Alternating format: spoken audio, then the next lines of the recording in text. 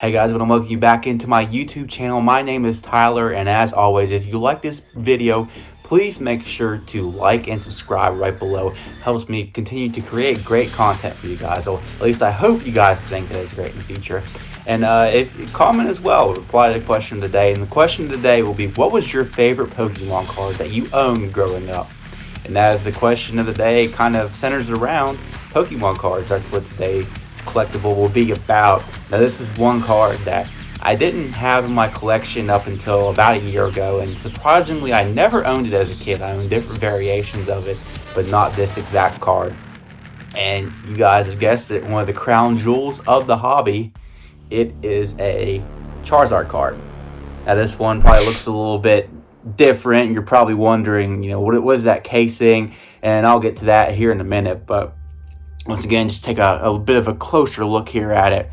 Charizard card, you see the 9 BGS, and I'll go ahead and actually describe what that is right now.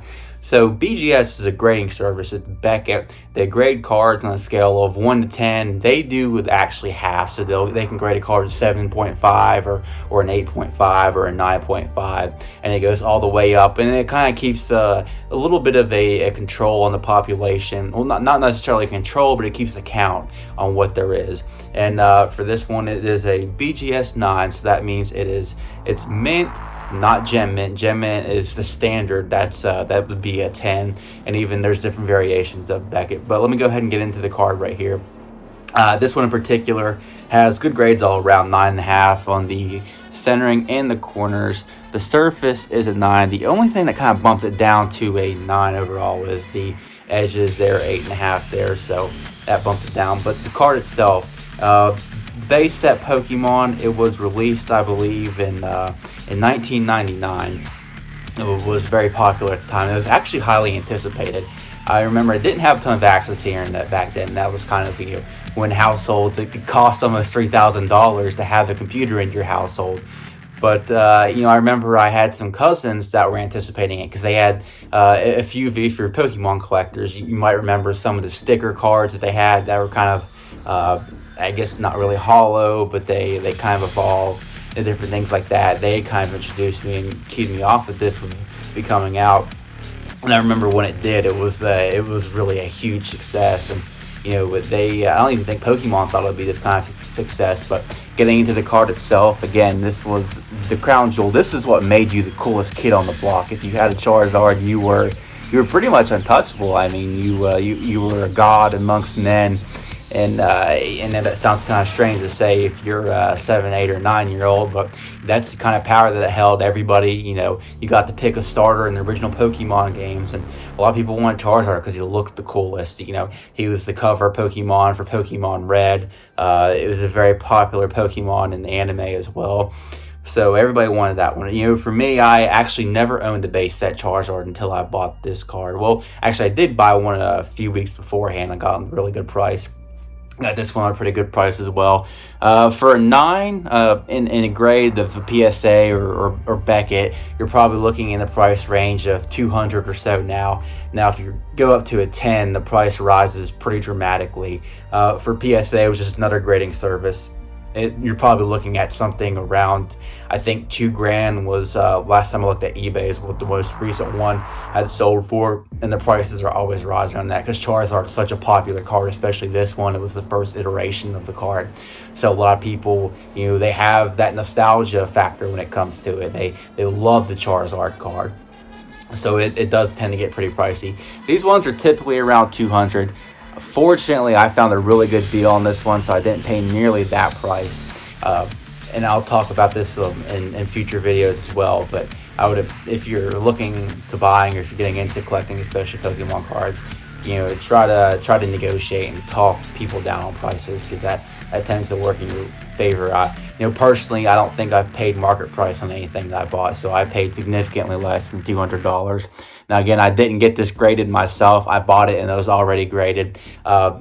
Just in the community, I know a lot of people believe that Beckett grades hold a little bit more weight than PSA, just because Beckett does the individual grades, like I had mentioned here, with edges and centering.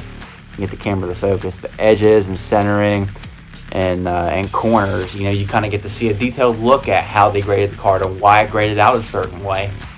So that's kind of why it's looked at as a really good grading service, and people kind of prefer if they can get it there. That and Beckett, they have different tiers. Like this is a silver label.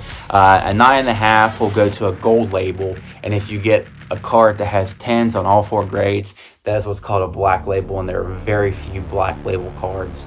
Especially with Charizard, I believe in the PSA 10 First Edition Shadowless, which is a card that goes for routinely around 35 grand, even to 40 grand. I think the most recent one sold a couple weeks ago for 35 grand. But in a black label, I believe there are only 3 of the black label with 4 10 grades. But for me personally, I always love the Charizard card. It's kind of weird. This was actually this is one of 2 that was done by one of the original artists, Mitsuhiro Arita. He does a few Pokemon cards now still for the game, for the TCG game. Does a lot of concept art for some of these newer sets, and it's a lot of fun to kind of see that he's still with Pokemon and does a lot of the art. But for me, I was always a Ken Sugimura. He ended up doing the art for Blastoise, and he did the art for a lot of my favorite cards, like the Gym Heroes and the Gym Challenges sets. If you follow Pokemon, you know those ones. He did a lot of the original art for those, and it's just really nostalgic, and that's partially why they're my favorite sets. But it's really cool to see a lot of people actually get to meet Arita, and they get a lot of his autographs on different things like this. So again, Charizard, it's for me, it's one of the crown jewels of my collection. One day I do hope to get a 10 graded Charizard there. It'll probably won't be any time in the near future, considering the price point on that. But I would definitely, if the opportunity comes along, I'll definitely try to upgrade. But again, it's not something that right now is pretty high on the priority list. Yeah, I think that's probably going to wrap things up for today's video. But again, if you enjoyed it, please make sure to like and subscribe below. And again, what was your favorite Pokemon card that you owned as a kid? It doesn't have to be base set. It doesn't even have to be Wizards of the Coast from one of those first 2 generation sets. It can be anything from Sky Ridge. It can be any of the E-Series cards. Or, it can even be some newer sets, sometime in that range of Gold Stars or Black and White or anything like that. So once again, if you liked it, please like, rate, and subscribe. And I'll see you in the next video.